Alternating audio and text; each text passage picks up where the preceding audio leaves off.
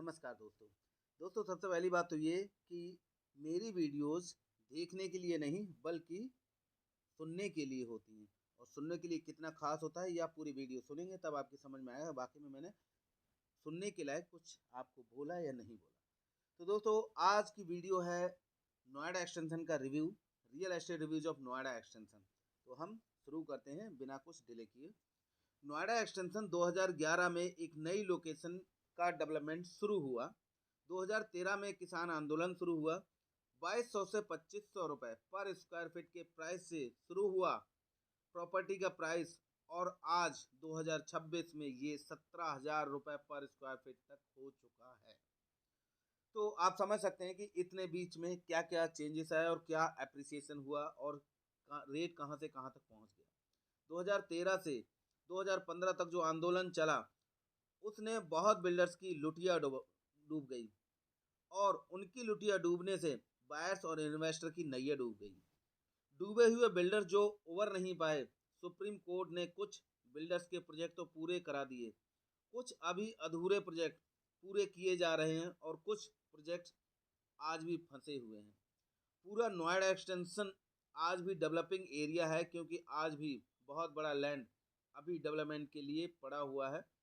KP 5 में, knowledge park 5 में बहुत बड़ा एरिया है जो डेवलपमेंट होना बाकी है। स्पोर्ट्स सिटी बहुत बड़ा एरिया बाकी है जो डेवलपमेंट होना है अभी। नोएडा एक्सटेंशन में sector 1, sector 2, sector 3, sector 4, sector 16B, sector 16, sector 16C, sector 10, sector 12 Ecotech industrial area का सेक्टर है। KP 5 IT सेक्टर का पूरा सेक्टर है, और tax zone 4 mix use land है। एक सेक्टर इंस्टीट्यूशनल एरिया है जहां पर सिर्फ स्कूल और कॉलेजेस हैं। सेक्टर 2 और सेक्टर 3 में सिर्फ अथॉरिटी के प्लॉट्स हैं। सेक्टर 2 में 2 सोसाइटी भी हैं जो है इरोज संपूर्णम और है निराला की एस्पायर। पूरा स्पोर्ट्स सिटी पूरा स्पोर्ट्स के साथ रेजिडेंशियल एरिया डेवलप होगा। कुछ सेक्टर्स में किसान कोटे के प्लॉट्स हैं जैसे सेक्टर 12, सेक्टर 16 और टैक्स जोन 4 और KP 5 नॉलेज पार्क 5, इनमें किसान कोटे के प्लॉट्स भी हैं। आज की डेट में सबसे लग्जरी सेक्टर सेक्टर 12 है, जहां पर वेल नोन डेवलपर्स अपने प्रोजेक्ट डेवलप कर रहे हैं जैसे कि गोदरेज, एल्डिको, फ्यूजन, ईस, महागुन और एस्टेक एक्सेट्रा एक्सेट्रा। इस सेक्टर में बहुत बड़ा अथॉरिटी का पार्क भी है जो बिल्कुल ऑन रोड है। सेक्टर के बीच में ग्रीन बेल्ट वाला सेक्टर सिर्फ एक ही है और वो है सेक्टर 10, और सेक्टर 10 भी काफी बड़े बिल्डर का सेक्टर है जैसे कि ATS, Mahagun, county group, अरियंत etcetera. इसमें अलाइट ग्रुप भी इसी में है जो अलाइट नाम से एक प्रोजेक्ट लेकर के आया सेक्टर 10 में। सबसे ज़्यादा कंजस्टेड एरिया अगर आप बात करें पूरे नोएडा एक्सटेंशन में कि सबसे ज़्यादा कंजस्टेड एरिया कौन सा है, तो वो है गॉड सिटी 1 और 2 का एरिया। इससे ज़्यादा कंजस्टेड एरिया आपको पूरे नोएडा एक्सटेंशन में कहीं नहीं मिलेगा। कोई एरिया इससे ज़्यादा कंजस्टेड नहीं है। सबसे ज़्यादा ट्रैफिक, सबसे ज़्यादा डेंसिटी, सबसे ज़्यादा डेंस एरिया अगर कोई है तो वो है गॉड सिटी का एरिया। सेक्टर 1 सबसे प्रीमियम लोकेशन है रीजन की close to central Noida. Central Noida से जो रोड नया बना है, हिंडन के ऊपर जो ब्रिज बना हुआ है, तो वो नोएडा से, सेंट्रल नोएडा से इसकी कनेक्टिविटी जोड़ देता है सेक्टर 1 की, इसलिए सबसे प्रीमियम सेक्टर हो जाता है। दूसरा, क्योंकि एक्सप्रेस वे से भी आए तो सेक्टर 107 से होते हुए भी सबसे पहले आप यहीं पहुंचेंगे। ग्रेटर नोएडा से आ रहे हों, जेवर एयरपोर्ट से आ रहे हों, फिल्म सिटी से आ रहे हों, तो सबसे पहले नोएडा एक्सटेंशन में एंटर करेंगे तो यही सेक्टर पड़ेगा। वेल नोन बिल्डर भी हैं इसी सेक्टर में जैसे कि ATS, S group, Arihant, CRC और काफ़ी अच्छे अच्छे प्रोजेक्ट इन्होंने बनाए भी हैं, सिर्फ नाम ही बड़ा नहीं है। टैक्स जोन 4 में कमर्शियल प्रोजेक्ट ज़्यादा हैं। गोल्डन आई, आर्थासैज एक बहुत बड़ा प्रोजेक्ट कमर्शियल का जो कि गोल्डन आई वाले बिल्डर ही बना रहे हैं, अंडर कंस्ट्रक्शन है। इसी सेक्टर में आपका ग्रांथम भी है, और इस ग्रांथम के बाजू में भी एक कमर्शियल प्रोजेक्ट है बहुत बड़ा। इस सेक्टर में 3 विला के प्रोजेक्ट्स हैं, लीजर वैली, ड्रीम वैली और राइज रिसोर्ट। इसलिए इस सेक्टर को लो डेंसिटी सेक्टर में रखा गया है।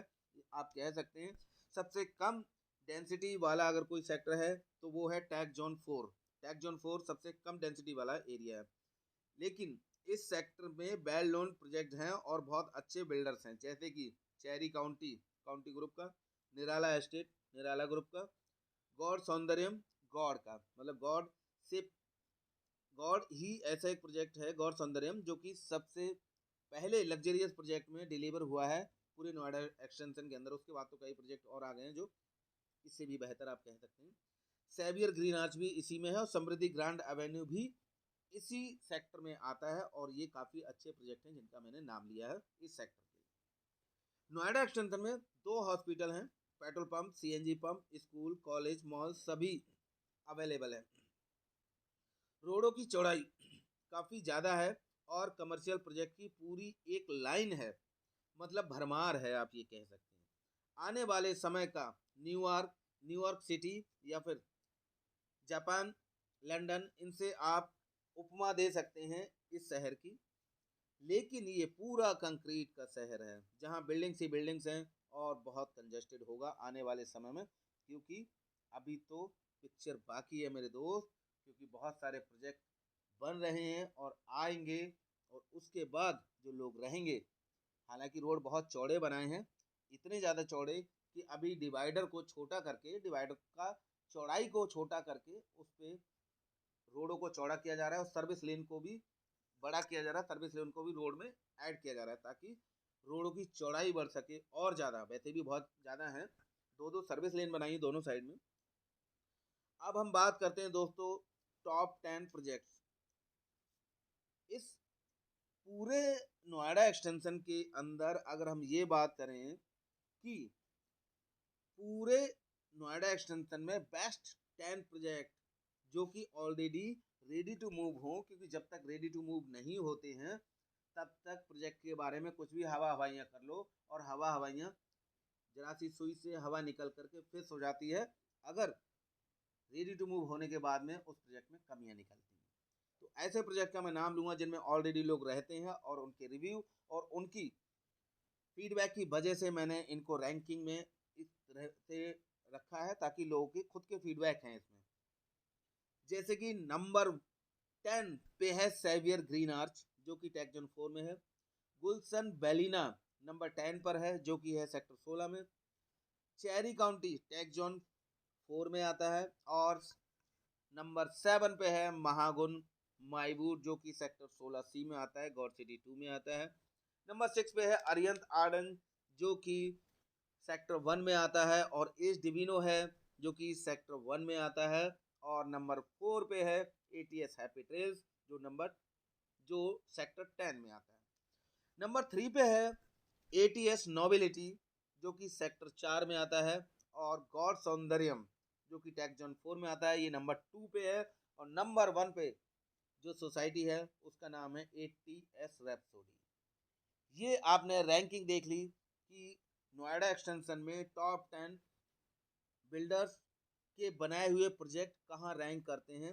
इसमें लोगों के अपने फीडबैक और रिव्यू हैं, उनके बेस पर मैंने इनका रैंकिंग किया है।